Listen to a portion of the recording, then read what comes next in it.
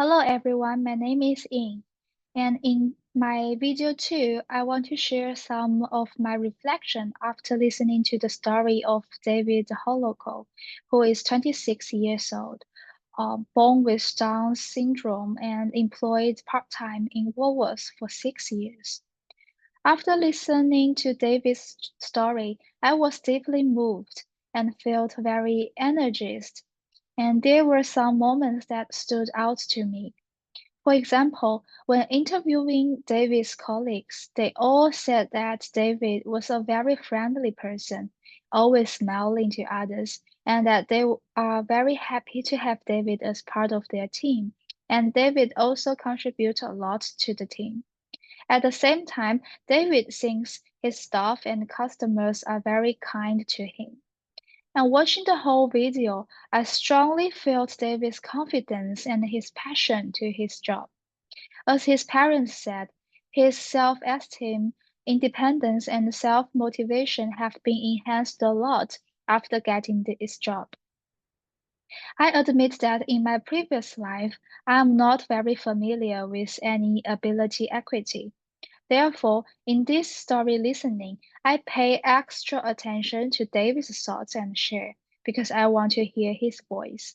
And I just realized that sometimes what the people who have ability issue need is the equity, just like the same job opportunity and the awareness that they also have many ability like other normal people.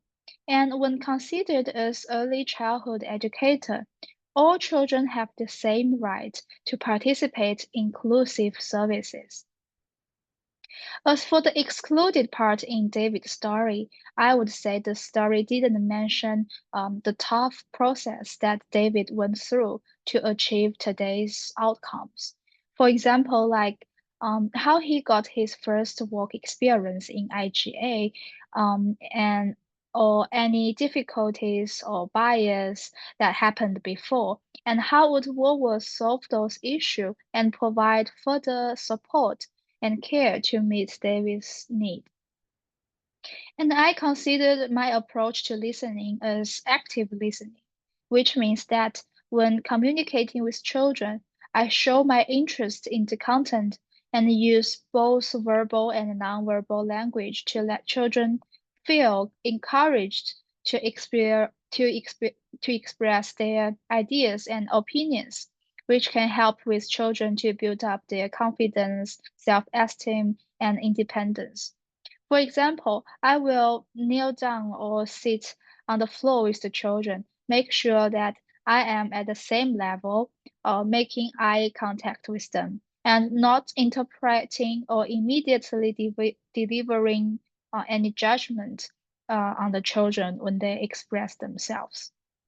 Yeah, that's all of my video too. Thanks for listening.